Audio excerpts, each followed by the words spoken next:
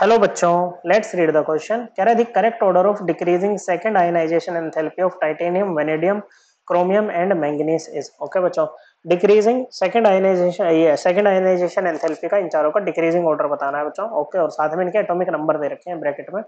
ये कौन है बच्चों? सभी सेम पीरियड के एलिमेंट्स हैं बच्चों। ओके, 3D सीरीज के, डी ब्लॉक के। ओके बच्चों, तो आयनाइजेशन एंथैल्पी क्या होता है? ये होता है बच्चों the amount of energy required to remove an electron from isolated gaseous atom और आयन। ओके बच्चों, तो ये एम गैस है बच्चों। जब आप इसे एम प्लस गैस बनाओगे ना, एक इलेक्ट्रॉन निकाल के, तो इस प्रोसेस में जो एनर्जी लगती है ना, उसको बोलते हैं first ionisation enthalpy of M. Okay बच्चों, और जो सेकंड आयनाइजेशन एंथैल्पी होगी ना एम की, वो ये होगी जब एम प्लस से आप एक और इलेक्ट्रॉन निकाल के एम टू प्लस बनाओगे बच्चों।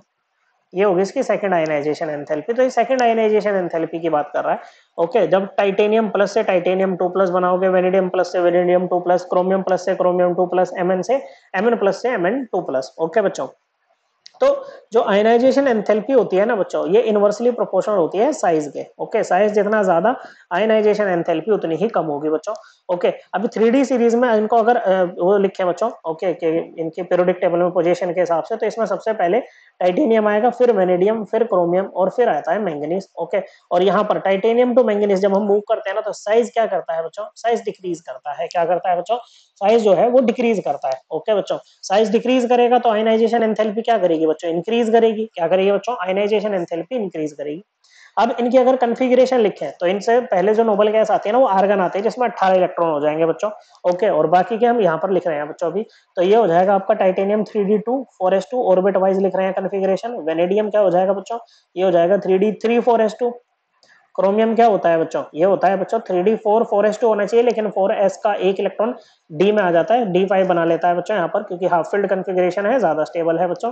और मैंगनीज होता है बच्चों 3D5 4s2, ये 4s1, ये 4s2। ओके बच्चों, तो जब आप इसमें से एक इलेक्ट्रॉन निकाल दोगे तो ये बना लेगा टाइटेनियम प्लस। ओके, तो हो जाएगी कन्फिगरेशन 3D2 4s1। ओके बच्चों, ये बनाएगा वेनेडियम प्लस, कन्फिगरेशन क्या हो जाएगी बच्चों? 3D3 4s1। ओके बच्चों, ये क्या बनाएगा बच्चों? क्रोमियम प्लस, और कन्फिगरेशन हो जाएगी 3D5। और ये क्या बनाएगा बच्चों? ये बनाएगा ये मैंगनीज प्लस, और कन्फिगरेशन क्या हो जाएगी बच्चों? कन्फिगरेशन हो जाएगी 3D5 4s1। ओके बच्चों, अब देखो, तो हमारा साइज के हिसाब से ऑर्डर क्या आना चाहिए बच्चों? जो सेकंड आयनाइजेशन एंथैल्पी का वो आना चाहिए कि मैंगनीज की सबसे ज्यादा होगी, फिर क्रोमियम की, फिर होगी वेनेडियम की। ओके बच्चों, और फिर होगी सबसे कम टाइटेनियम की बच्चों। ये ऑर्डर आना चाहिए बच्चों, लेकिन ये ऑर्डर हमें कहीं भी नहीं दे रखा बच्चों, इसका मतलब ये रॉन्ग है। ओके बच्चों, अब होता क्या है बच्चों? क्रोमियम की ना मैंगनीज से ज्यादा होती है बच्चों। ओके बच्चों, बाकी का ऑर्डर बिल्कुल सेम रहेगा बच्चों।